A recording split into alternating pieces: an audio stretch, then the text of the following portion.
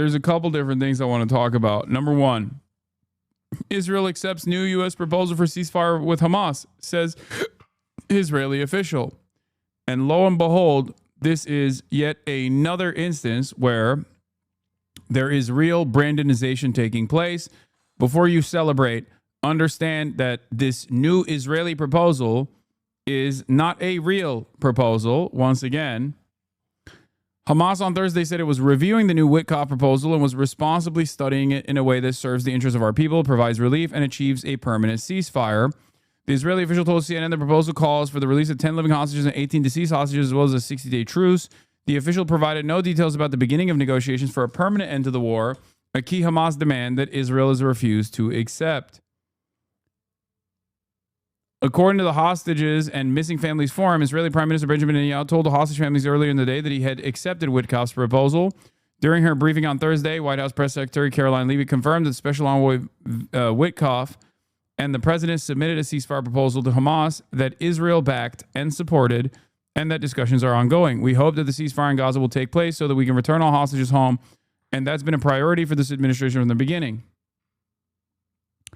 Earlier on Thursday, Israel's far-right finance minister Bezalel Smotrich said accepting the proposal would be sheer madness, writing on social media that he will not allow such a thing to happen, period. But Israeli opposition leader Yair Lapid urged Prime Minister Benjamin Netanyahu to accept the proposal publicly and immediately. He said he would support the government even if its far-right members abandoned it.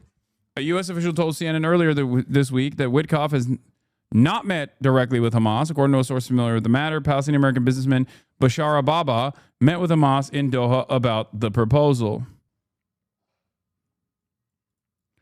Baba, who led the group Arab Americans for Trump during the 2024 presidential campaign, has been working on behalf of the administration. There is a full text and also the Hamas statement, obviously. A senior Hamas official criticized the Witkoff term sheet, telling me it abandoned commitments the U.S. made to Hamas in direct talks. The proposed deal from the Israelis through Witkoff is extremely difficult to accept, he told me. There is no talk about the ceasefire deal from January 19th. There is no talk about a return to the situation before March 2nd, when Israel abandoned the original ceasefire. The Hamas official said there is no guarantee Israel would even respect the 60-day truce after its 10 captives are returned in the first week of the deal. They might launch the war again, he said. There are no guarantees to a permanent ceasefire, no guarantees for a permanent withdrawal.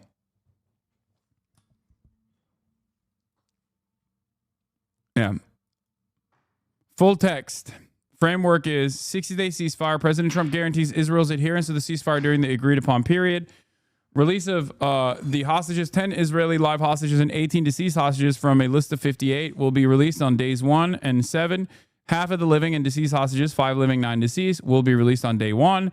The remaining half will be released on day 7. Not the last day, but day 7. Okay? Implying that they don't even want to do a 60-day ceasefire. They just want to do a 7-day ceasefire and then go back to the unlimited bombing campaign and unlimited starvation campaign as they were doing.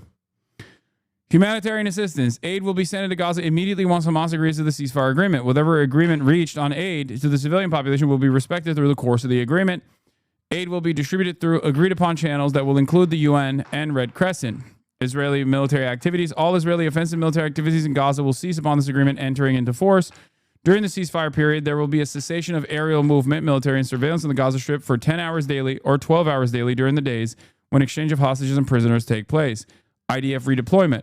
On day 1, after the release of the Israeli hostages, redeployment in the northern part of the Gaza Strip and Netzarim corridor in accordance with Article 3 regarding the humanitarian aid and based on maps to be agreed upon. On day 7, after the release of the Israeli hostages, redeployment in southern part of the Gaza Strip in accordance with Article 3 regarding the humanitarian aid and based on maps agreed upon. The technical teams will work out the final redeployment boundaries during proximity negotiations. So they are literally saying, like, it's not, they're just going to continue. They're not going to stop. Benjamin Netanyahu has said time and time again that he is invested in the permanent displacement of all Palestinians living on the Gaza Strip, and they are still going through it.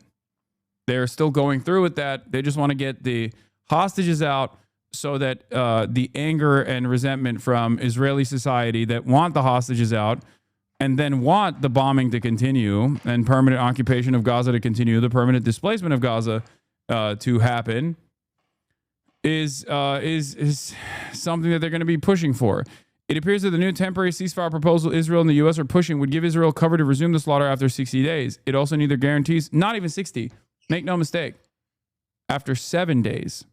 Even a temporary ceasefire that allows in aid would be better than nothing, but this isn't anywhere near a lasting solution. At best, it'll be a pause for Palestinians to catch their breath and for captives to be exchanged before Israel continues on its quest to empty Gaza.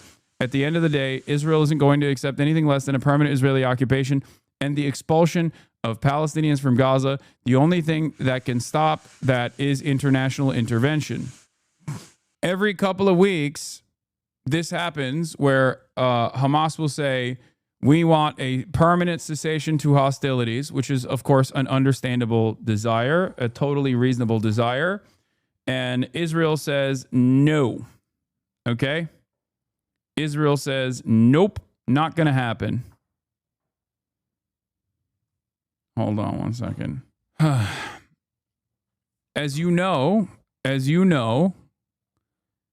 we have shown through the latest polls that have come out, that many Hasbara agents have actually tried to disparage, but done a very shitty job of doing so, like Benny Morris or Boner Box.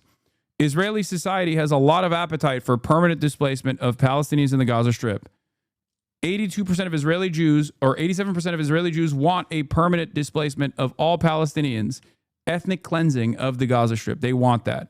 47% of Israeli Jews actually are fine with Amalek-style complete ethnic cleansing and death of every single person, child, baby, man, woman, elderly, that currently lives in the Gaza Strip. Total extermination. Okay? The only thing standing in the way of the only hurdle in the way of this like permanent ethnic displacement campaign is the hostages. The very fact that there are still alive Israeli hostages that are in the Gaza Strip, and their friends and their family members and other members of Israeli society are making a big fuss.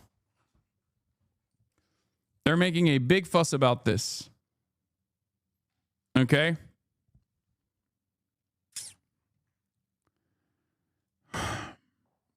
It's not about the genocide. It's not about the live-streamed Holocaust. It's not about the victims of said live-streamed Holocaust. It's simply about the Israeli society's resentment towards Netanyahu revolves around, one, immediately after October 7th, not being able to secure and actually defend Israel when that veil of security was penetrated. And then shortly after that, the anger and resentment was because Benjamin Netanyahu was just like killing their family members and their friends at a rapid clip with Israeli bombing campaigns, sometimes directly shooting and killing them. 3 of the Israeli hostages that had escaped literally got shot by the Israeli military with small arms. Like they shot them point blank. So,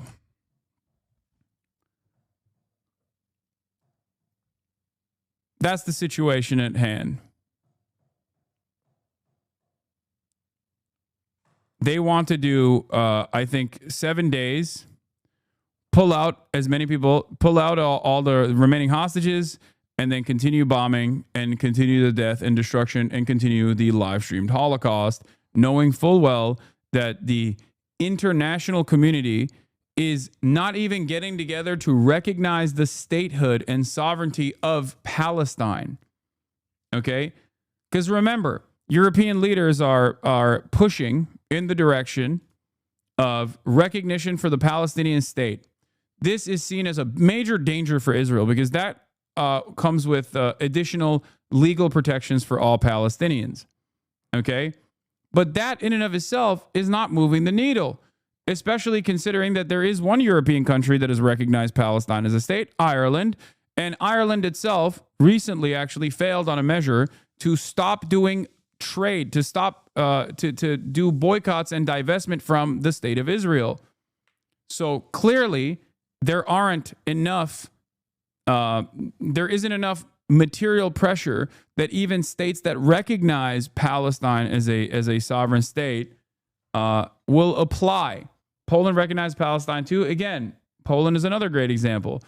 Polish leadership has gone back and forth and even has said that Benjamin Netanyahu can actually violate the International Criminal Court and visit Warsaw without, yes, Spain as well. Yes.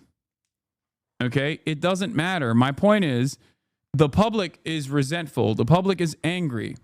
Okay.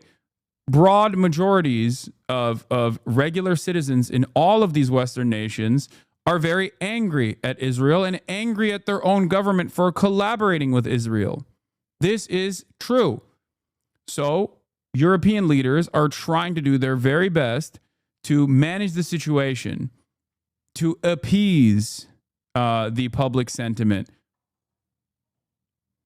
Okay? They are trying to do their very best to be like, no, we're trying our best. Part of that is this occupied territories bill. What's in it, how it has changed, and what the implications might be. Even without some of the provisions contained in Senator Francis Black's original bill, it could face opposition. The government has decided to approve drafting of the occupied territories bill, but is it not drafted already? Independent Senator Francis Black first tabled a bill to ban trade with Israeli entities based on the occupied Palestinian territories back in 2018, long before the current conflict in Gaza. The then government blocked it on the basis that as trade is an EU competence, the legislation would be illegal under EU law. Last year, however, in light of the conflict in Gaza and a decision from the International Court of Justice about the occupied territories, the government had a rethink, and the Attorney General advised the legislation could now be possible.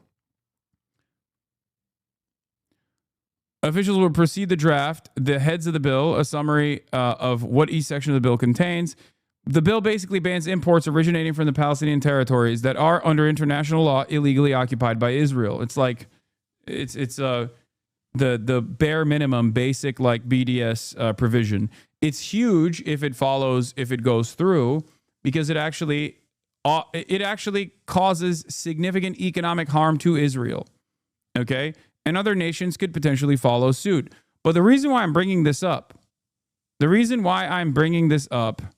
even though they hardly do any trade with the occupied territories in Ireland regardless, even then, this basic bare minimum push is a bridge too far, and it's already, even if it was implemented, it's one might say it's too little too late, a day late, $1 short. But it's crazy that even this day late, $1 short provision is still seen as impossible to push through.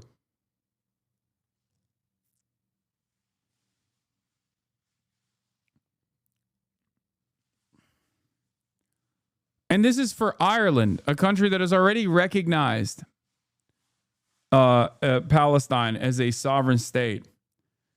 So my point is, a lot of these European leaders are basically finally coming to the recognition that what Israel is doing is wrong. This is creating a permission structure for the media of said countries to actually cover the situation on the ground with the honesty that they should have applied since day one, that they chose not to until it was 19 months into this live-streamed Holocaust.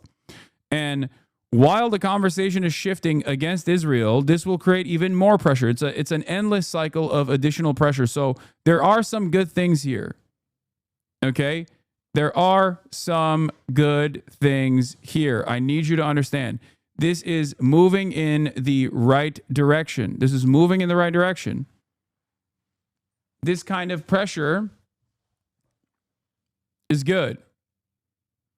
So I'm not going to cast this aside, but I will warn you that it's still, at this stage, purely for optics and offers no material penalties to Israel, no significant material penalties to Israel. Meanwhile, I will relitigate something that I have maintained since, everyone is now coming on the it is a genocide, actually, tip.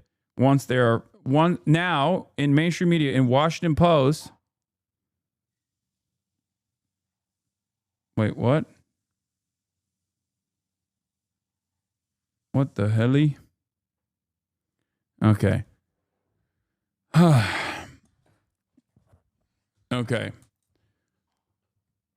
A Washington Post journalist wrote an article about how it is a genocide and people should start saying it. Shadi Hamid wrote, A new consensus emerging. Israel is committing a genocide in Gaza. We should say so. Words have meaning, and they should be used when they describe reality. My essay in the Washington Post. This is a Washington Post op-ed. Never in my life did I think that we would actually see a Washington Post op-ed that openly says that Israel is doing a genocide. Okay?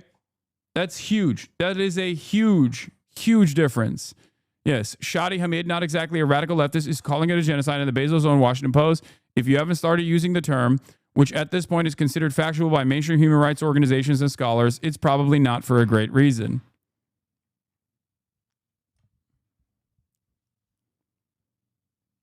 A tide shift is happening. The people that are better at reading the room, like the Piers Morgans of the world, are taking advantage of the new permission structure that Western nations are giving. Okay, Western nations are giving to their media by saying you can criticize Israel now. That's precisely the reason why you're hearing from more and more people that previously were terrified of the political, social, economic repercussions that they would face. Okay? There is a new permission structure now. You can openly state that Israel is doing a fucking genocide, which is true. It's been true for 19 months. But now you can say it. So you'll hear a lot more people openly coming out and saying it. And when more people openly come out and say it, there will be more pressure. Okay? There will be more pressure upon our politicians to cut ties with Israel.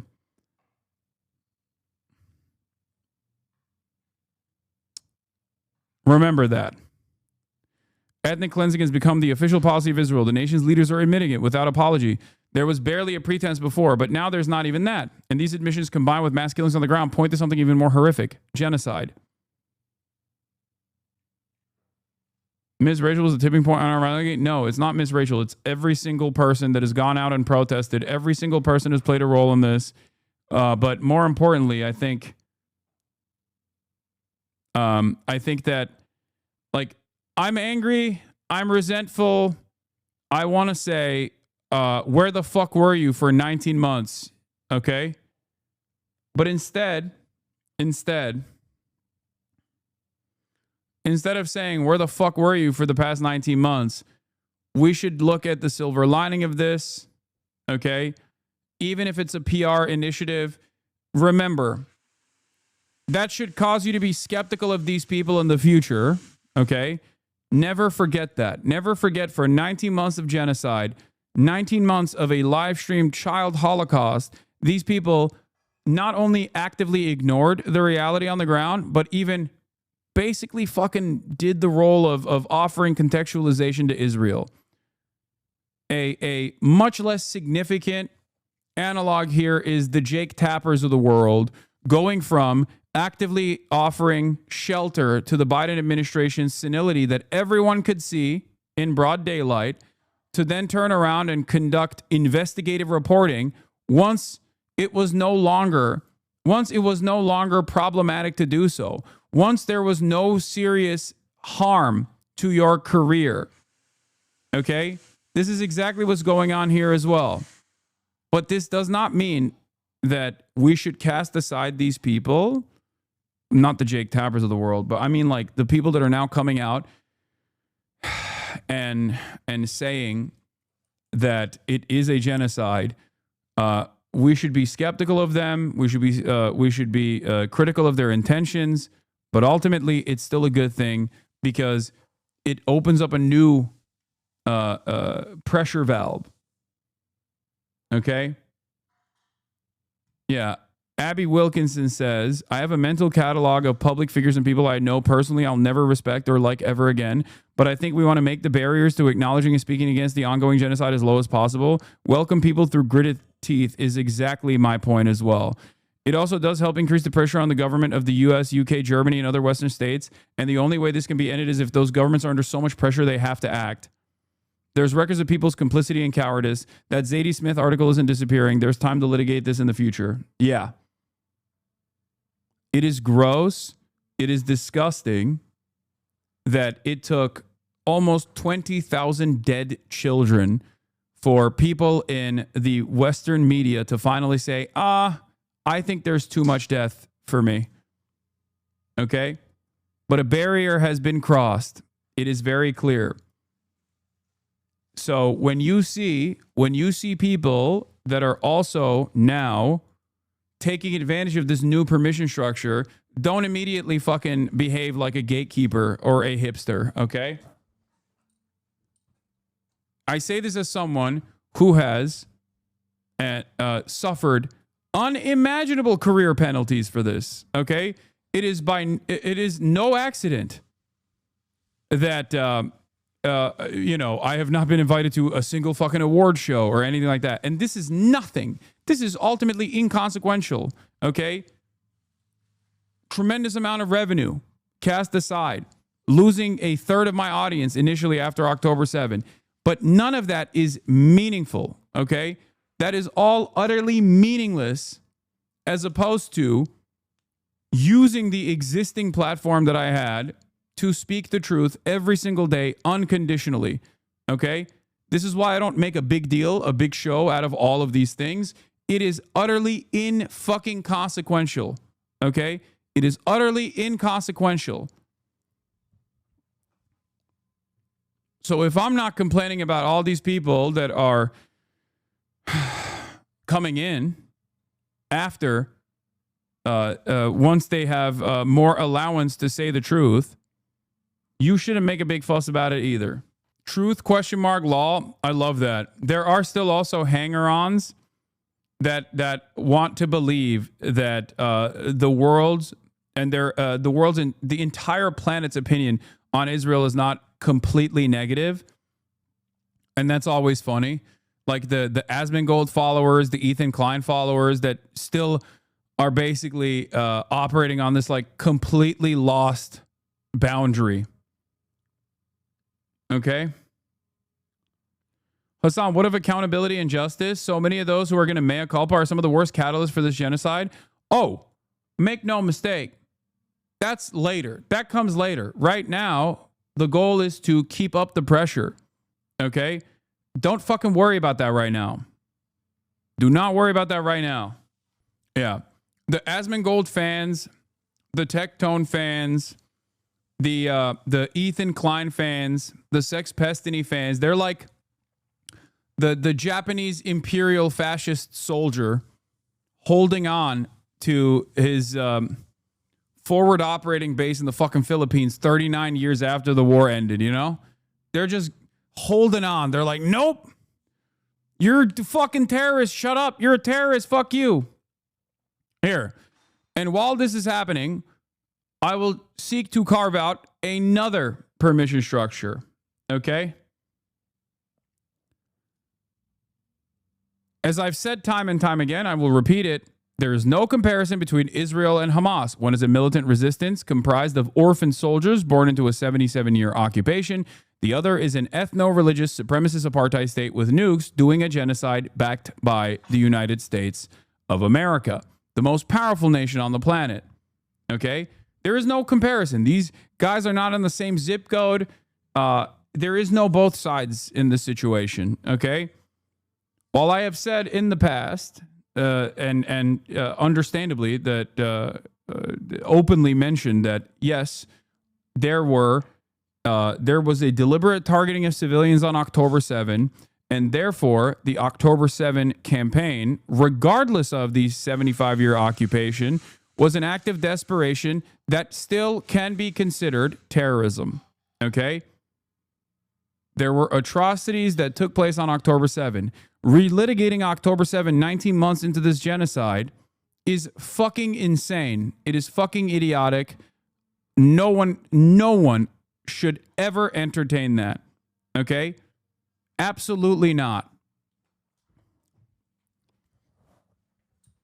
And as I said, even on October 8, that October 7 only happened as a direct consequence of 75 years of military occupation and endless displacement and endless death and destruction that Israel has enacted without any scrutiny whatsoever, with full-blown support from Western nations upon the Palestinian civilian population.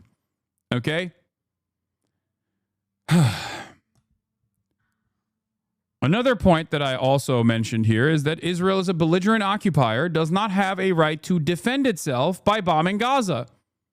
It obviously does not have a right to do genocide. No country has that right. No one has a right to do genocide. Israel is doing a genocide that is completely illegal under every metric. But Israel didn't even have a right to bomb Gaza in the way that it did in the aftermath of October 7, because Israel is a belligerent occupier of the Palestinian population. Okay?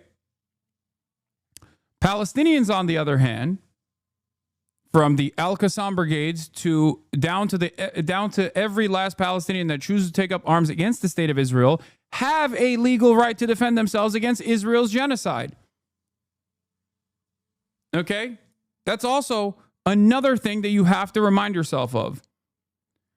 But the reason why I brought this up is because the media tide is shifting in the direction of people recognizing the truth about Israel doing a genocide. But since that media tide is shifting, I need you to understand there is a reason why for 19 months no one has brought this up in mainstream media. Okay? No one has brought this up in mainstream media. One must ask the question, why no one has brought this up in mainstream media? Why is it that this is the only place, this is one of the few places in the Western world where you will ever hear this truth? It's not even a fucking falsehood. It's not an exaggeration. It's just simply international human rights. Okay? What would have been the proper response to October 7 in your opinion? I mean, I've already said it. Dissolve the apartheid instantly on October 8. That's what I said. I said that on Piers Morgan numerous times. Dissolve the apartheid, end the permanent military occupation, and fire off the negotiations process. All for all, allowing the Palestinians that are under permanent military detention to go free. You say numerous, a weird amount. Okay. Yeah.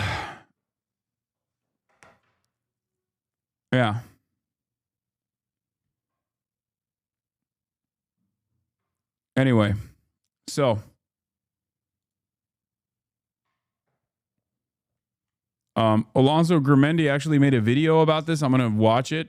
I have it on the docket. Where is it? Hold on. I had it on the docket. Oh, Israel's genocide at Gaza legal analysis. Is Israel's committing a genocide in Gaza? I mean, it's fucking, it's not very visually appealing.